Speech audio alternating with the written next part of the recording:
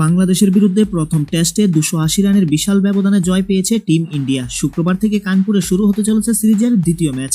একদিকে সিরিজ বাঁচানোর লড়াই লড়বে বাংলাদেশ, অপরদিকে ভারতের সামনে টাইগারদের হোয়াইট ওয়াশ করার সুযোগ। চেন্নাইয়ের উইকেট ও কানপুরের উইকেট সম্পূর্ণ আলাদা। চেন্নাই ছিল লাল মাটির পিচ, সেখানে সুবিধা পেয়েছে পেসাররা। কানপুরে সেখানে কালো মাটির পিচ, স্পিনারদের সহায়ক হবে উইকেট। পিচের চরিত্র আলাদা হওয়ায় কানপুরে ভারতীয় দলের একাদশ কেমন হবে তা নিয়ে চলছে জল্পনা। কাদের খেলানো হবে আর কাদের খেলানো হবে না তা নিয়ে কৌতূহল রয়েছে ক্রিকেট প্রেমীদের অন্দরে। এখনো পর্যন্ত যা সম্ভাবনা তাতে ৫ জন ক্রিকেটার সুযোগ পাবে কানপুর টেস্টে। ভারতীয় দলের স্কোয়াড থেকে এই ৫ জনকে বসতে হবে রিজার্ভ বেঞ্চে। রিজার্ভ বেঞ্চে বসা ক্রিকেটারদের তালিকা থাকতে পারে বড় নাম। যে ৫ জন ক্রিকেটার কানপুর টেস্টের প্রথম একাদশে সুযোগ নাও পেতে পারেন তাদের মধ্যে সবথেকে বড় নাম হলো জসপ্রীত বুমরাহ। সামনে লম্বা টেস্ট ক্যারিয়ার মরশুম থাকায় কানপুরে বিশ্রাম দেওয়ার একটা সম্ভাবনা রয়েছে বুমরাহকে। এছাড়া যে আরো ৪ ক্রিকেটার বাংলাদেশের বিরুদ্ধে দ্বিতীয় টেস্টে সুযোগ পাওয়ার সম্ভাবনা নেই বলা চলে, তারা হলেন যশ দয়াল, সরফরাজ খান, ধ্রুব জুরেল, অক্ষর প্যাটেল।